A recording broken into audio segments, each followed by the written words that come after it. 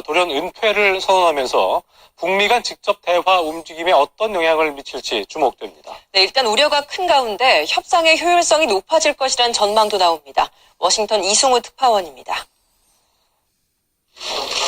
미국 내 대표적 한반도 전문가로 북미 간 물밑 창구 역할을 해왔던 조셉 윤 미국 육자회담 수석대표.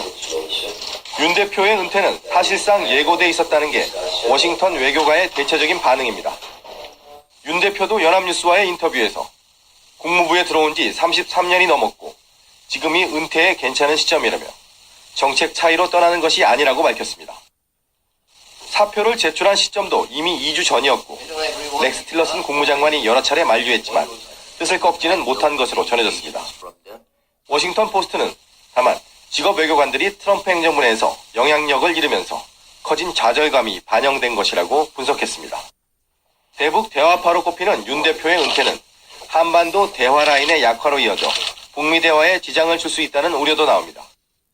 한국계 인사로 빅터차 주한 미 대사 내정자의 낙마에 이어 조셉 윤 대표까지 은퇴하면서 우리 정부로서는 대미 소통 창구 하나를 또 잃게 된 점도 손실 가운데 하나입니다. 다만 백악관과 호흡을 같이 하는 인사가 대표로 나설 경우 대북 협상에 무게가 실리고 효율성도 커질 것이란 기대도 있습니다. 조셉 윤 대표는 트럼프 대통령과 가깝게 일하는 분들이 나서서 하면 더 효과가 있을 것이라며 향후 북미 대화 전망도 희망적으로 본다고 말했습니다. 워싱턴에서 연합뉴스 이승우입니다. 1990년대 북한 김정일, 김정은 부자가 가짜 여권을 이용해서 제3국 비자 발급을 시도했다는 주장이 나왔습니다. 네, 로이터 통신이 공개한 여권 사본에는 김정일 당시 국방위원장과 김정은 노동당 위원장으로 추정되는 사진도 첨부되어 있습니다. 뉴욕에서 이규현 특파원입니다. 북한 김정일 전 국방위원장과 김정은 노동당 위원장이 90년대 브라질 여권을 이용해 제3국 비자 발급을 시도했다는 주장이 나왔습니다. 로이터 통신은 이날 유럽의 고위 안보 소식통을 인용해 이같이 보도했습니다. 그러면서 김정일, 김정은 위원장으로 추정되는 인물의 사진이 첨부된 여권 사본을 공개했습니다. 안보 소식통들은 안면 인식 기술을 통해 사진 속 인물이 김정일, 김정은 부자라는 사실을 확인했다고 전했습니다. 여권상 이름은 지난 2011년 사망한 김정일 위원장의 경우 이종토치, 김정은 위원장은 요새 프라그로 기록돼 있습니다. 또 출생지는 모두 브라질 상파울루로 돼 있습니다. 통신은 최소 2개 서방 국가의 비자 발급 신청을 위해 여권이 사용됐다고 전했습니다. 다만 실제 비자가 발급됐는지는 불확실합니다. 또 브라질과 일본, 홍콩 여행에 여권이 실제 사용됐을 가능성도 제기됐습니다. 여권에는 1996년 2월 체코 프라하 주재 브라질 대사관에서 발급했다는 스탬프가 찍혀 있습니다. 여권 발급일을 기준으로 보면 김정일 위원장은 북한을 집권하고 있던 시기이고 김정은 현 위원장은 10대 초반이었을 무렵입니다. 안보 소식통은 여행 욕구나 유사시 가능한 탈출로 확보를 위한 시도로 보인다고 풀이했습니다. 브라질 주재 북한 대사관은 이번 여권과 관련해 문의의 답변을 거부했습니다. 브라질 외교부는 조사 중이라고 밝혔습니다. 통신은 다만 안보 소식통이 여권 사본을 어떻게 입수했는지에 대해서는 보안상 이유를 들어 언급을 거부했다고 전했습니다. 뉴욕에서 연합뉴스 이기원입니다. 내일은 이제 제99주년 3.1절입니다. 일본군 위안부 등 일제 만행에 대한 진실된 사과는 아직도 해결되지 않고 있는데요. 취임 후 첫 3.1절을 맞는 문재인 대통령도 과거사 해결에 방점을 찍은 메시지를 내놓을 예정입니다. 고일환 기자의 단독 보도입니다. 한반도 정세가 분기점에 선 상황에서 맞게 된 99주년 3.1절. 북미 대화 등 문재인 대통령의 포스트 평창 구상이 공개될지에 관심이 몰립니다. 그러나 문 대통령은 이번 3.1절 메시지에서 일본과의 과거사 문제에 무게를 둘 방침인 것으로 확인됐습니다. 청와대 핵심 관계자는 문 대통령은 3.1절 본연의 내용에만 집중한 메시지를 내놓을 것이라고 말했습니다.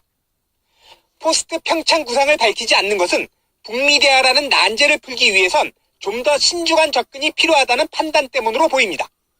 일각에선 북미 대화 중재에 나선 우리 정부가 일본을 자극하지 않을 것이라는 전망도 제기된 상황. 그러나 문 대통령은 과거사 문제에 대해 분명한 입장을 밝힐 것으로 알려졌습니다. 청와대 고위 관계자는 위안부 문제는 덮고 갈 수 없다. 올해 신년 기자회견과 비슷한 수준에서 언급될 것이라고 말했습니다.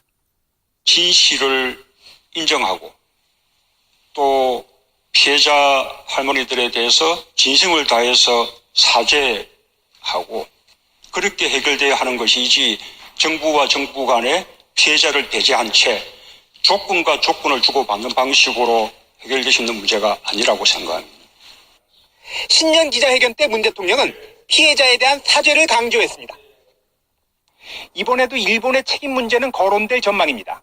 다만 문 대통령은 한일 관계가 미래지향적으로 발전해야 한다는 점도 강조할 예정입니다. 연합뉴스TV 고일환입니다. 3.1운동 99주년을 맞아 내일 서울 도심 곳곳에서 관련 행사들이 열립니다. 전국 최초의 독립운동 테마역으로 탈바꿈한 지하철 3호선 안국역에는 관련 행사와 미니 콘서트 등이 마련됩니다. 3.1운동 100주년 기념사업 추진위원회와 서울시가 공동 개최하는 3.1절 기념대회에서는 독립선언문 낭독 재현 행사 등을 선보이고 여의도에서는 관련 전시와 심포지엄이 열릴 예정입니다. 한일 정부 간 위안부 합의 2년여 만에 위안부 문제를 둘러싼 양국의 외교 갈등이 다시 전면에 부상하고 있습니다. 유엔 인권이사회에서 강경화 외교부 장관이 합의의 흠결을 처음으로 공식 언급하자 일본도 연이어 반발하고 나섰습니다. 도쿄에서 김병규 특파원입니다. 강경화 외교부 장관이 유엔 외교부대에서 한일 위안부 합의에 문제가 있었다는 우리 정부의 첫 공식 입장을 내놓자 일본은 연일 발끈했습니다. 차관급인 호리 마나부 외무성 정무관은 유엔 인권이사회에서 일본 대표 자격 연설을 통해 한일 간 위안부 갈등은 지난 2015년 정부 간 합의로 끝난 문제임을 재확인했습니다. 호리 정무관은 일본군과 관원에 의한 위안부 강제 연행은 확인된 바 없다는 기존의 정부 입장도 다시 한번 강조했습니다. 강 장관이 그보다 하루 전 유엔 인권이사회 총회 기조연설을 통해 피해자 중심 접근이 결여됐다고 밝힌 데 대해 전면 대응에 나선 겁니다. 강 장관의 발언 직후 이하라 주지치 제네바 주재 일본 대사는 용인할 수 없는 발언이라고 비판하기도 했습니다. 호리 정무관을 연설 후 기자들과 만나 한국 측이 상대국을 비난하지 않기로 한 합의를 어겼다고 비판하며 국제사회에 정부 입장을 다시 설명하기 위해 연설에 나선 것이라고 강조했습니다. 일본 정부가 우리 정부 입장에 공식적인 반대 목소리를 연이어 제기함에 따라 양국 간 갈등은 점입가경으로 골이 깊어지는 모양새입니다. 도쿄에서 연합뉴스 김병규입니다. 검찰 성추행 사건 진상규명 및 피해 회복 조사단이 검찰 내부의 또 다른 후배 검사 성추행 사건에 대한 수사에 착수했습니다. 조사단은 검사 재직 시절 후배 검사를 성추행한 의혹을 받는 A 전 검사에게 다음 주까지 출석하라고 통보했습니다. 현재 해외에 거주 중인 A 전 검사는 2015년 회식 자리에서 술에 취한 후배 검사를 성추행한 의혹에 휩싸여 소문이 퍼지자 사표를 냈고 대기업에 취업한 것으로 전해졌습니다. 조사단은 A 전 검사에게 다음 주 자진 출석을 통보하고 소환에 불응할 경우 법무부에 여권 무효 신청을 내는 방안도 검토하고 있습니다. 네, 부하역군을 성추행한 혐의로 재판에 넘겨진 육군 17사단장 송유진 소장에게 징역 6개월의 실형이 확정됐습니다. 대법원은 송 소장의 상고심에서 징역 6개월을 선고한 원심 판결을 확정했습니다. 송 소장은 재직 당시인 2014년 자신의 집무실에서 부하여군 A씨를 5차례, 다른 부하여군 B씨를 1차례 성추행한 혐의로 기소됐고 해당 사건은 피해 여군이 적극적으로 피해 사실을 공개하면서 확인됐습니다. 경남 김해극단 대표 조모 씨의 미성년 단원 성폭행 혐의 사건을 수사하고 있는 경찰이 조 씨에 대해서 구속영장을 신청했습니다. 조 씨는 2007년부터 2012년 사이 극단 사무실과 승용차 등에서 당시 16살과 18살이던 여성 단원 2명을 수차례 성폭행하거나 추행한 혐의를 받고 있습니다.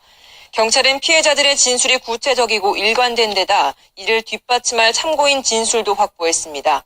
조 씨는 계속 혐의를 부인하는 가운데 사건이 불거진 뒤 그가 피해자 가운데 한 명에게 사과 문자를 보낸 사실도 확인됐습니다. 네, 문화체육관광부가 끊임없이 불거지고 있는 문화계 성추문 사태에 대해서 대책을 마련 중입니다. 다음 달부터 예술 분야 전담 신고 상담센터를 운영할 예정인데 예산은 아직 해결되지 않았습니다. 장보경 기자의 보도입니다.